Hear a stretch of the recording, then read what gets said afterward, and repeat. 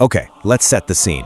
Picture this, it's 1788 and we're in Saint-Domingue. Now this place, it's known as the Pearl of the Antilles, the wealthiest but also the most brutal colony on Earth. And on one absolutely sweltering Tuesday, something is about to happen. Something that's gonna do way more than just spill some blood. It's about to peel back the skin on all the lies of the colonial elite and show everyone the monster that's been hiding underneath all that silk. I wanted to see him dissolve. Chilling, right? So, this is a story about a murder, and those words, they come from the accused, a young Bath slave named Ayara. Seems like an open and shut case, a confession. But what if I told you that that very confession was actually the key? The key to unlocking a secret that's so much darker. Yes, see, this isn't just about one brutal moment. This is a mystery. We're talking about a crime that's been buried for 20 years. And this one act of alleged revenge, it's about to unravel a massive conspiracy, one that digs right into the heart of the colony's most powerful family. So, a bath of acid. Our story really kicks off on the Valmont estate. Now, this place is like a fortress, all white stone, literally built on the backs of 500 souls. And we're about to meet the main players, just moments, literal moments before it all goes horribly, horribly wrong. All right, so on one side, you've got the Marquis de Valmont. He's this big-shot aristocrat completely obsessed with the purity of his family's bloodline. And on the other side, Audrera, his personal Bath slave. To him, she's property, sure, but she's also a silent witness to everything.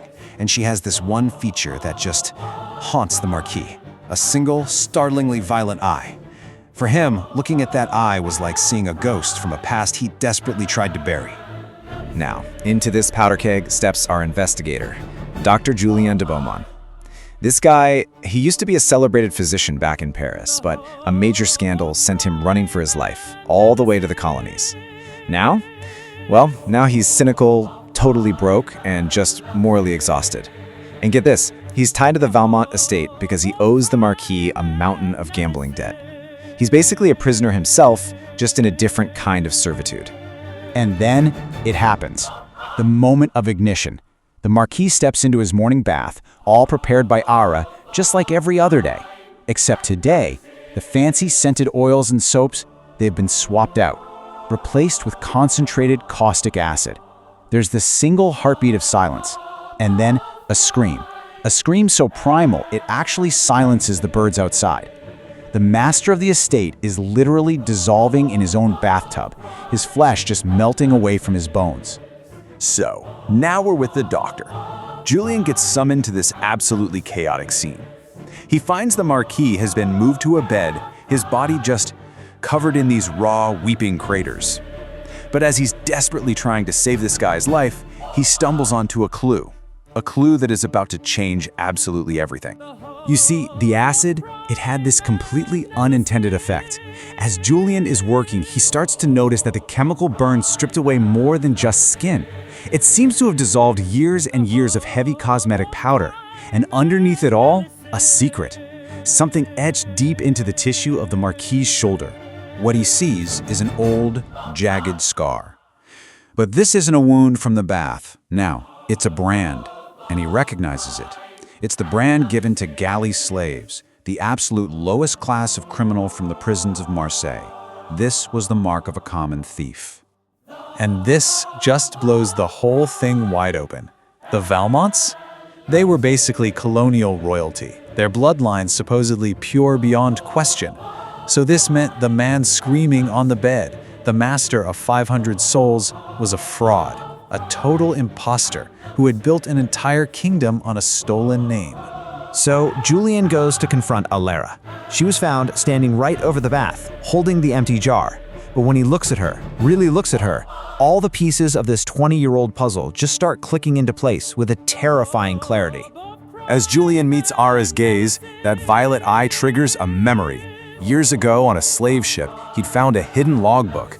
He remembered reading about the real Valmont heir disappearing in a storm at sea, and about a child born during that same voyage, a child who carried the legendary violet eye of the kings, a super rare genetic trait of the true Valmont line. Suddenly, it all makes sense. The brand on the imposter's shoulder, the violet eye staring right back at him, that memory of the lost logbook, it all connects. Amara wasn't just some slave accused of murder. She was the house. She was the rightful heir to the entire Valmont estate. But just as Julian thinks he's cracked it, Era reveals another twist. He asks her why she did it, and her answer introduces a whole new predator into this story. AR admits it. Yeah, she wanted to watch him dissolve. But she insists she wasn't the one who actually put the acid in the jar. See, as the bath slave, she prepares the water, she scents the air, but she never touches the Marquis's private apothecary. Someone else did. Someone who knew she would be the first one they blamed. Julian's mind is just racing. He starts thinking about the Marquis's wife, Madame Valmont, and her whole over-the-top performance of grief. And then, near the shattered acid jar, he finds a tiny, damp scrap of paper. It's a receipt from the apothecary for the acid. But the name on the account isn't Valmont. It's D'Artois, which he knows is Madame Valmont's maiden name. And just like that, the whole cold, calculated plot is laid bare. Madame Valmont must have known her husband was a fraud. So she got the acid, put it with Alara's supplies to frame her, and planned to get rid of both her fake husband and the true heir in one clean, brutal stroke. And her goal? Well, she'd emerge as the grieving widow and the sole owner of the massive Valmont fortune. But right at this very moment, this whole personal drama in the Valmont house is about to get swallowed up by a much, much bigger historical firestorm.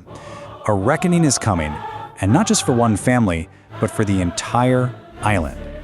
While Julian is frantically searching for the physical proof of Ajara's lineage, her mother's hidden baptismal records, a sound starts to vibrate through the ground itself. It's the sound of drums rolling down from the hills. The Haitian Revolution is beginning. Just as Julian finds the records, the revolt hits the Valmont estate like a tidal wave. The sugar mills erupt in a massive column of fire. The entire plantation is plunged into chaos, and it provides this hellish backdrop for the final showdown between all the conspirators. You know, this wasn't some contained little murder mystery anymore. No way. This was an all-consuming firestorm of rebellion. And just like that, all the rules about power, evidence, and even survival, they had just been completely rewritten. The ending is just this grotesque scene. Julian finds the dying Marquis, his murderous wife, and the true heir Achara, all trapped together down in the cellar. And as they finally confront each other with the whole ugly truth, the burning mansion collapses right on top of the villains, sealing their tomb forever. Julian and Era manage to escape by sea, with the proof of her birthright in hand. They just watch the island burn behind them, a perfect symbol of a brutal system finally eating itself alive. I mean, you can dissolve flesh, you can burn records, but you cannot destroy a truth that's literally written in the blood. And that leaves us with one final, pretty heavy question. Atara herself said, "The law is a mirror that only reflects the faces of those who own it." So, in a system built from the ground up on theft and fraud, what does real justice even look like? Is it something you find in a courtroom, or is it found in the fire that burns the whole rotten structure to the ground?